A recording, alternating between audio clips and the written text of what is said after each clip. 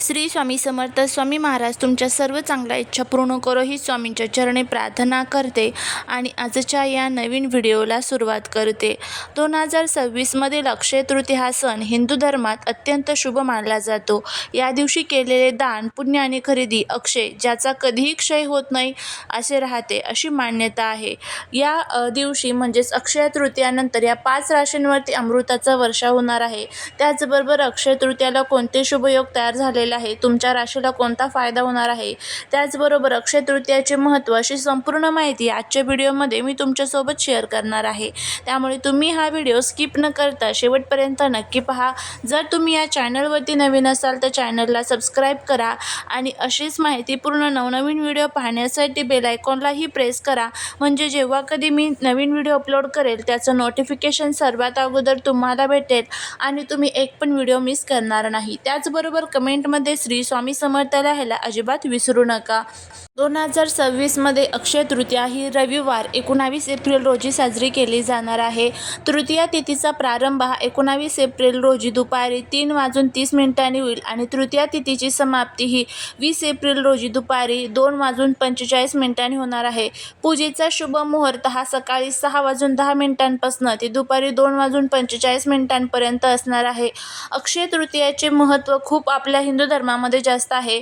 हा दिवस वर्षातील 3.5 शुभ मुहूर्तापैकी एक पूर्ण मुहूर्त मानला जातो. या दिवशी कोणत्याही कामासाठी पंचांग पाहण्याची गरज नसते. असे मानले जाते की सत्ययुग आणि त्रेतायुगाचा प्रारंभ याच तिथीला झाला होता. या दिवशी विष्णूचा 6वा अवतार भगवान परशुराम यांचा जन्म झाला. या दिवशी केलेले दान, जप आणि होम याचे फळ कधीही संपत नाही अशी मान्यता आहे. यावर्षी अक्षय तृतीयेला काही दुर्मिळ शुभयोग तयार झालेले आहे आणि या योगांमध्ये जर तुम्ही काही प्रभावी असे उपाय केले, सेवा केले तर त्याचा खूप चांगला फायदा जो आहे तर तो आपल्याला मिळू शकतो. तर या दिवशी कोणकोणते शुभयोग तयार झालेले आहेत तर ते बघूया. या दिवशी रवी पुष्य योग तयार झालेला आहे. 19 एप्रिलला रविवार असल्याने या दिवशी पुष्य नक्षत्राचा प्रभाव असल्याने हा दिवस गुंतवणुकीसाठी अत्यंत महत्त्वाचा असणार आहे. सौभाग्य योग आहे, त्याचबरोबर कृतिका नक्षत्र आहे. सर्वार्थ सिद्धी योग देखील या दिवशी आहे. सोने चांदी जे आहे तर ते तुम्ही या दिवशी खरेदी करू शकता.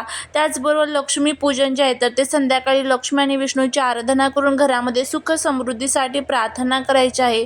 या दिवशी भगवान विष्णूंचे अवतार परशुराम यांची जयंती देखील साजरी केली जाते. त्याचबरोबर या दिवशी उन्हाळ्याचा काळ असल्याने या दिवशी मातीचा माठ दान करणे हे सर्वात मोठे पुण्य मानले जाते. 19 एप्रिलला दुपारी 3:30 नंतर अक्षय तृतीयाची तिथी सुरू होत असल्याने सायंकाळच्या वेळी खरेदी आणि धार्मिक विधीसाठी खूप चांगला शुभ मुहूर्त आहे.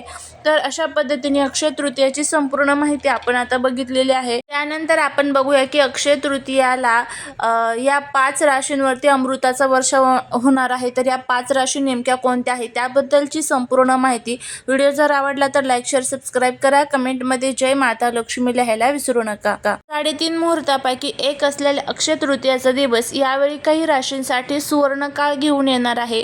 यावर्षी गजकेसरी योग आणि सोमवती अक्षय तृतीयेचे दुर्मिळ योग जुळून येत आहे.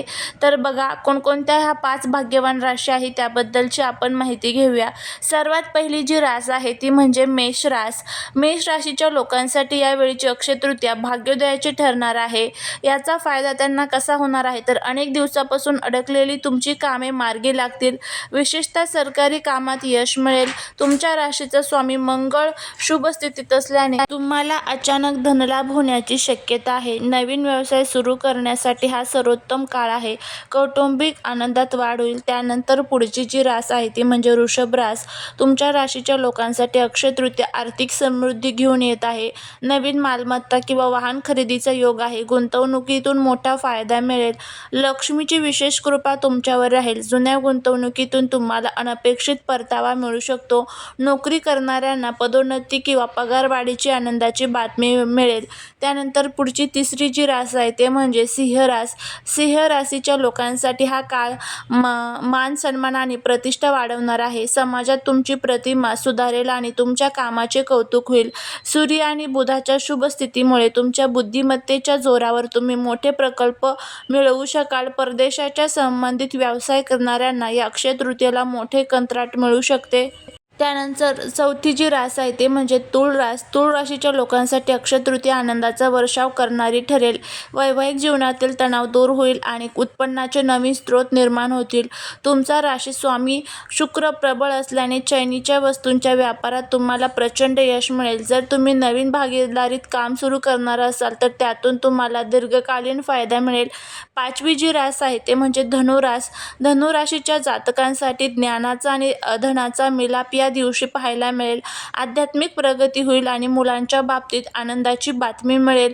गुरु आणि चंद्राच्या गजकेसरी योगाचा सर्वाधिक फायदा तुम्हाला होईल. शेअर मार्केट आणि लॉटरीसारख्या माध्यमातून अचानक लाभ मिळण्याची शक्यता नाकारता येत नाही. घरात मंगळ कार्य ठरण्याची शक्यता आहे. या शुभ फळांसाठी वाढ करण्यासाठी अक्षय तृतीयेला काही गोष्टी आवर्जून करा. त्यामध्ये मातीचा माठ आणि पाण्याचे दान करा. शक्य असल्यास सोने किंवा चांदीचा एखादा छोटा तुकडा नक्की खरेदी करा. लक्ष्मी मातेचे श्रीसूक्त पठण केल्याने आर्थिक अडचणी कायमच्या दूर होतील. तर अशा पद्धतीने अक्षय तृतीयेच्या या 5 राशींवरती अमृताचा वर्षाव जो आहे तर तो आपल्याला पाहायला मिळणार आहे. यांना खूप चांगला फायदा अक्षय तृतीयेचा होणार आहे. अक्षय तृतीयेच्या दिवशी केवळ पूजाच नाही तर काही विशेष उपाय केल्याने घरात सुख, शांती आणि अखंड लक्ष्मीचा वास राहतो. तर या दिवशी आपल्याला पिवळ्या कवड्यांचा उपाय करायचा आहे. जर तुम्हाला आर्थिक चणचण भासत असेल तर अक्षय तृतीयेच्या दिवशी महालक्ष्मीच्या पूजेत 11 किंवा 21 पिवळ्या कवड्या ठेवा.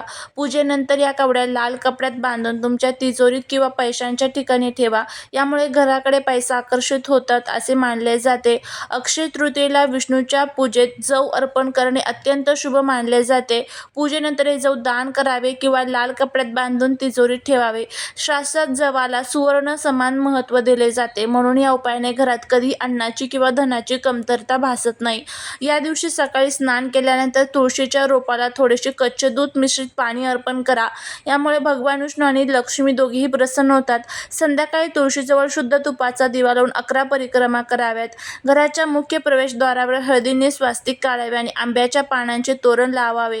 यामुळे घरातील नकारात्मक ऊर्जा बाहेर जाते आणि सकारात्मकतेचा प्रवेश होतो. या दिवशी घराच्या कानाकोपऱ्यात गंगाजल शिंपडावे आणि संध्याकाळी भीमसेनी कापूर जाळावा. यामुळे वास्तुदोष दूर होतात आणि घरातील वातावरण प्रसन्न होते. जर तुमच्याकडे श्रीयंत्र असेल तर या शुभ मुहूर्तावर श्रीयंत्राची स्थापना करून त्याचे पूजन करावे. ओम श्रीं ह्रीं श्रीं कमले कमलालय प्रसिद्ध प्रसिद्ध श्रीं ह्रीं श्रीं ओम महालक्ष्मी नमः या मंत्राचा जप केल्याने अक्षय फळ प्राप्त होते. तहानलेल्या पाणी आणि भुकेलेल्याला अन्न द्यावे.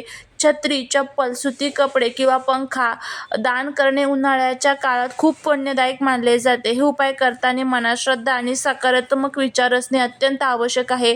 जे काही कराल ते अक्षय होणार आहे या भावनेनेच करा. अशा पद्धतीने संपूर्ण आपण अक्षय तृतीयाचे जी माहिती आहे तर ती बघितलेली आहे. काय करावे, काय टाळावे, कोणत्या राशींना कोणता फायदा होणार आहे. जर तुम्हाला हा व्हिडिओ आवडला असेल तर लाईक, शेअर, सबस्क्राईब करा. भेटूया पुढच्या एका छानशा नवीन व्हिडिओत. श्री स्वामी समर्थ.